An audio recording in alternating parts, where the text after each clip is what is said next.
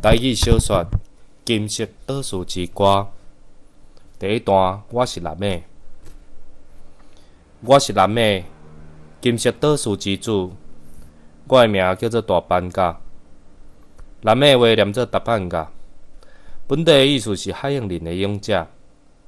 我是南美，我的爸爸讲，较早伫一个单雷落雨的时天，阮的祖先啊，因坐竹排啊，为海的南边来。阮爱唱歌，阮爱跳舞，阮爱讲古。阮的歌声、舞步甲阮的鼓，拢记伫金色椰子树的长长的树叶仔里。海风吹过时，因会时煞时煞，哪唱哪讲。阮的祖先讲，留伫金色如土椰子树的一切拢袂消失去。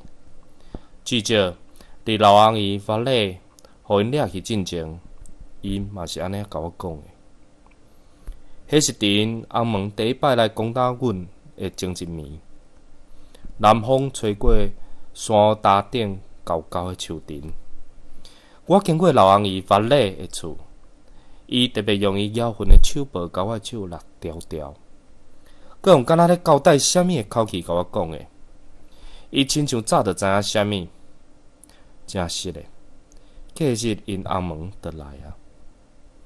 南美的人互因抬死一半，有一寡人眯起来，阁有一寡人亲像法律共款，互掠去。我是南美，我知影，老翁伊法律讲的无毋对，这是祖先留落来的传说。有翁门会消灭南美，敢若留伫金色椰子树的一切袂消失去。所以即马，我要甲这一切交代予山坑的椰子树。我相信，总是有一日，有人会使听到我的歌，就算是足久足久的以后，嘛无要紧。